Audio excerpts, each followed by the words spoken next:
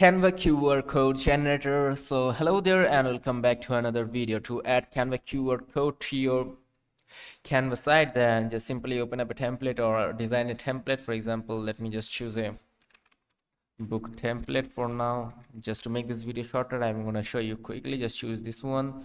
I'm going to choose this one to show you, and from there you can see this apps option. Simply tap onto apps and search for QR code, or you can just search up for QR code generator. Then here you can see this QR code. You just have to open it up. Then you have to enter the URL. Then for example, then you can just simply tap on to generate code.